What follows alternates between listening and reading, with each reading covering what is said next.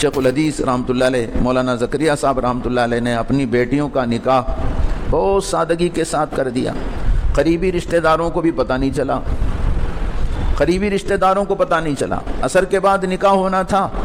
گھر والی سے کہا کہ دونوں بیٹیوں کو تیار کر دینا، آج نکاح ہے.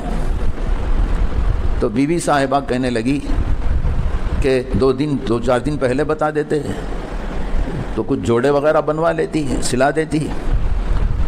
تو شیخ الحدیث رحمۃ اللہ علیہ کی اہلیہ کی اس بات پر شیخ الحدیث رحمۃ اللہ علیہ پوچھنے لگے، وہ گھر میں ننگی پھر رہی تھی کیا پوچھا؟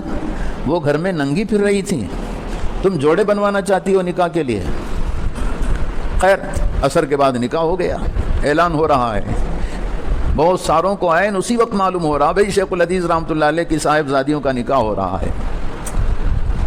بعد میں رشتہ داروں نے بہت تانا دیا کہ زکریا نے میری ناک کاٹ دی، زکریا نے میری ناک کاٹ دی.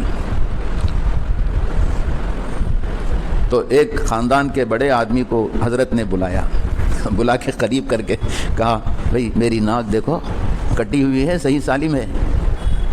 تو وہ رشتہ دار کہنے لگے، حضرت آپ کی ناک تو صحیح ہے. رشتہ دار کو بتایا ناک کٹی ہے، میری ناک تو کٹی ہوئی نہیں ہے، کوئی زخم وخم نہیں ہے. تو فرمایا میری ناک تو کٹی نہیں، خاندان کی ناک کٹے مجھے اس کی کوئی پرواہ نہیں. یہ اصل سنت. بعض مخصوص سنتوں پر عمل کر کے ہم اپنے کو بہت سنت کا پابند سمجھتے ہیں. دل گردہ ہے بھائی، عین سنت کے مطابق گھروں کا نکاح کراؤ، گھروں میں نکاح کراؤ. تانا سنو، رشتہ داروں کا تانا سنو، خاندان والوں کا تانا سنو.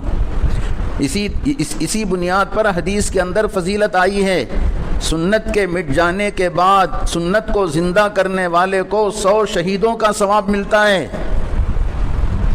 یہی ہے. بہت سادگی کے ساتھ نکاح کیا جائے. صحابہ کرام رضوان اللہ تعالی علیہم اجمعین کے درمیان جو نکاح ہوتے تھے وہ بڑے سادہ سیدھا ہوتے تھے.